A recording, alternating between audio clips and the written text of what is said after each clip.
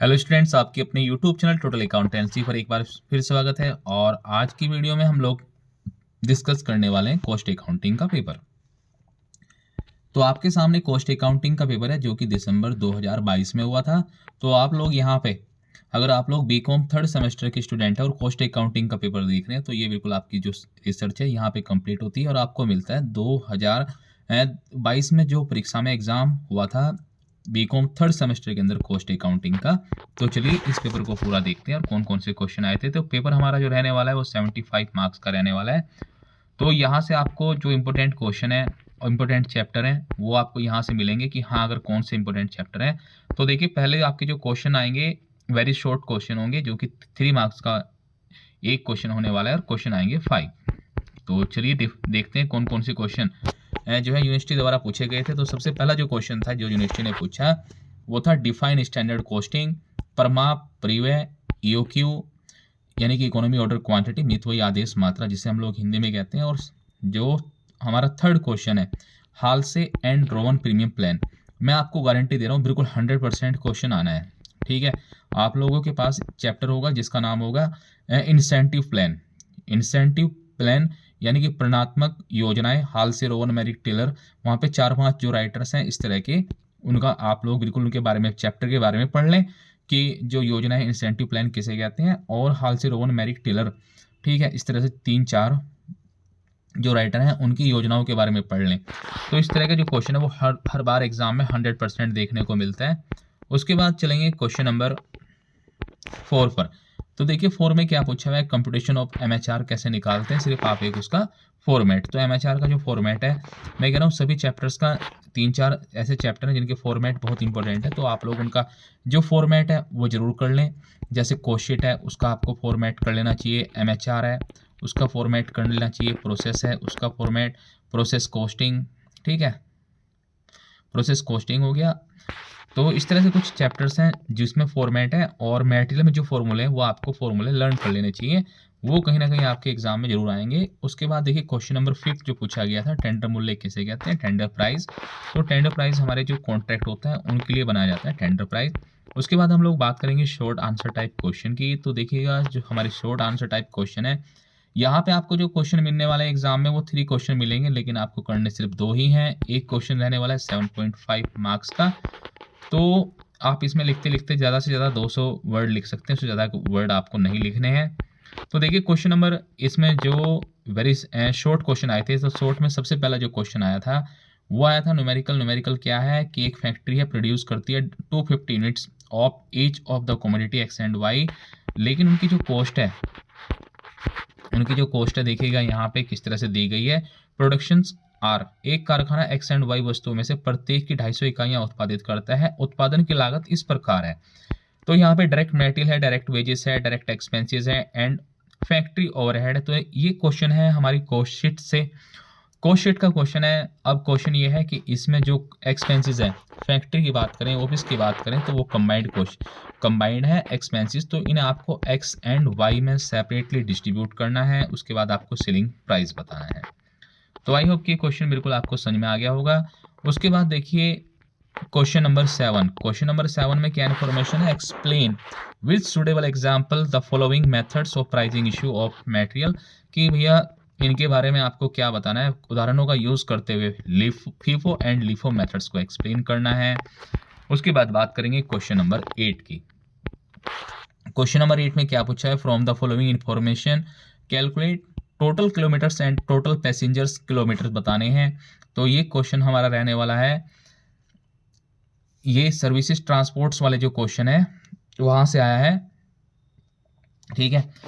तो हम लोग देखेंगे इस क्वेश्चन, इस चैप्टर के अंदर कौन कौन से जो है तो ये ऑपरेटिंग कॉस्टिंग का क्वेश्चन है। तो आप लोग देखिएगा, इसमें देखते हैं आगे चल के क्या इन्फॉर्मेशन है।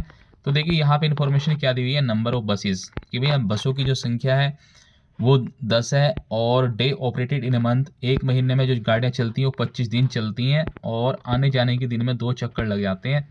उसके बाद डिस्टेंस ऑफ रोड कितना है, एक साइड से 1 साइड से 30 किलोमीटर रहने वाला है। और टोटल जो बस की कैपेसिटी है वो 80 पैसेंजर्स हैं, बट पैसेंजर इतने मिलते नहीं हैं। पैसेंजर कितने मिलते हैं, पैसेंजर मिलते हैं हमें 90%, तो इसका 90% निकाल लेंगे। और उसके बेस पर हम लोग क्वेश्चन को सोल्व करेंगे। उसके बाद सेक्शन सी, देखिए जो सेक्शन सी रहने वाला है वो है आपके लिए लॉन्ग आंसर टाइप क्वेश्चन। इसमें क्या है, इसमें आपको 5 क्वेश्चन मिलेंगे लेकिन आपको करने सिर्फ 3 हैं। एक क्वेश्चन 15 मार्क्स का रहने वाला है जो कि आपको 45 मार्क्स दे करके जाएगा। तो देखिए यहाँ पे बात करेंगे क्वेश्चन नंबर 9 की। तो क्वेश्चन नंबर 9 में क्या पूछा हुआ है, नॉर्मल यूज कितनी है, 60 यूनिट्स पर वीक ईच। उसके बाद मिनिमम जो यूज है वो 300 यूनिट्स है पर वीक, एंड उसके बाद मैक्सिमम जो यूज है, ठीक है, अगर हम लोग बात करें किसकी मैक्सिमम यूज की, तो वो रहने वाला है 900 यूनिट्स पर वीक ईच। रीऑर्डर्ड क्वांटिटी कितनी है, 900। उसके बाद एक्स की कितनी है, 4800 यूनिट्स, एंड इसके लिए कितनी है, वाई के लिए 7200। तो ये है रीऑर्डर्ड क्वांटिटी, जिसे कहते हैं हिंदी में पुनः आदेश मात्रा। उसके बाद रीऑर्डर क्वांटिटी, यहाँ रीऑर्डर पीरियड दिया गया है। क्वेश्चन बहुत अच्छा है ये। आपका जो मटेरियल वाला चैप्टर है, सबसे पहले आप लोग मटेरियल ही करते हैं, तो वहाँ से ये क्वेश्चन है। देखिए यहाँ पे क्या दिया हुआ है, एक्स के लिए जो रीऑर्डर पीरियड है वो 4 to 6 है, एंड वाई के लिए जो है 2 to 4 वीक है। अब कैलकुलेट क्या करना है, इसके अंदर आपको कैलकुलेट करना है रीऑर्डर पीरियड। तो फॉर्मूला लगाएंगे आप लोग EOQ का, reorder quantity maximum use maximum into reorder lead, जो हमारी क्वांटिटी होती है, मैं लिख देता हूँ, maximum use into maximum lead time. ठीक है, ये इसका फॉर्मूला होता है। मैक्सिमम लेवल का आप जानती हैं, मिनिमम लेवल का जानते हैं, एवरेज लेवल का आप लोग फॉर्मूला जानती हैं। तो बड़ा सिंपल सा क्वेश्चन है, सबसे पहले यही पढ़ा जाता है जब आप लोग कॉस्ट अकाउंटिंग पढ़ते हैं।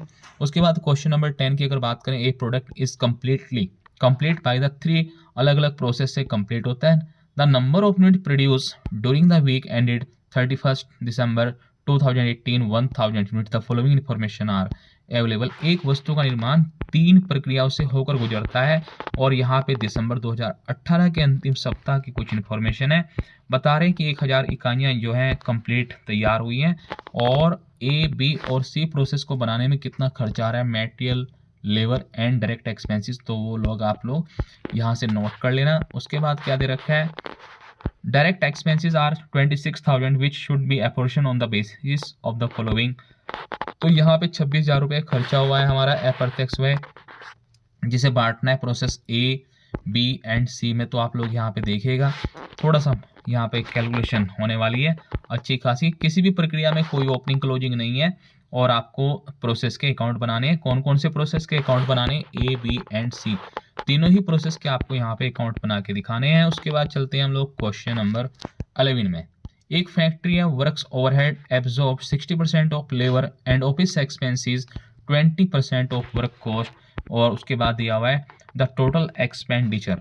ठीक है, टोटल एक्सपेंडिचर क्या है, देखिए यहाँ पे इज एज फॉलोज। तो एक कारखाना में कारखाना उपरी व्यय श्रम का 60%, कार्यालय उपरी व्यय कारखाना लागत का 20% रहने वाला है।